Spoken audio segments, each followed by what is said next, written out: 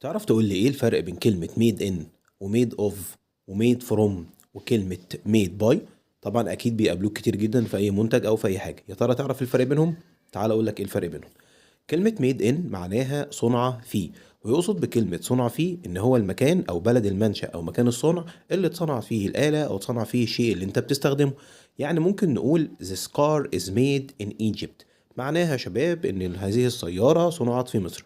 وخلي بالك ان كلمة ميد ان بتيجي باسيف، يعني مبني المجهول، يبقى ميد ان صنع فيه. عندي كمان كلمة ميد باي اللي هي معناها مصنوع بواسطة، يعني من صنع هذا الشيء. ممكن نقول this chair is made by me، معناها هذا الكرسي تم صنعه أو مصنوع بواسطتي، يبقى made by مصنوع بواسطة.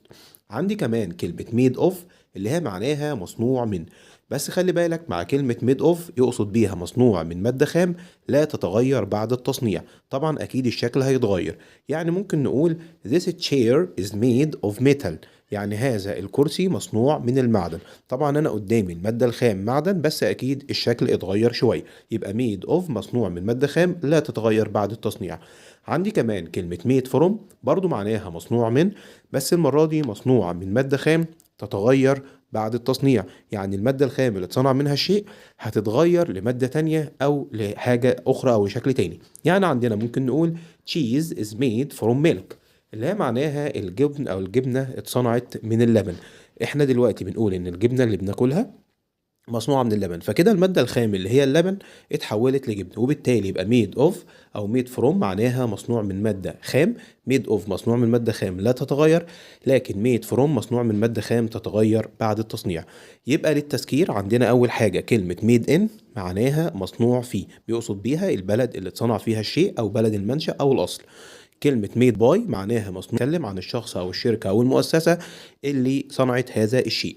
وعندي كمان ميد أوف، قلنا طبعا معناها مصنوع من مادة خام لا تتغير بعد التصنيع. يعني ممكن أقول مثلا يا شباب this ball، هذه الكرة is made of plastic، مصنوعة مثلا من البلاستيك، يبقى كده المادة الخام ما اتغيرتش، بس شكلها هو اللي اتغير.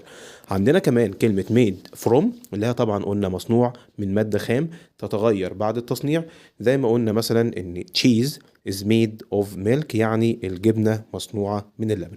لو تعرف المعلومات دي من قبل كده يا ريت تدوس لايك، لو ما تعرفهاش يا ريت تصلي على النبي في التعليقات، وادعمنا بلايك واعمل شير لأي حد يكون مهتم باللغة الإنجليزية لو تعرف حد مهتم بيها.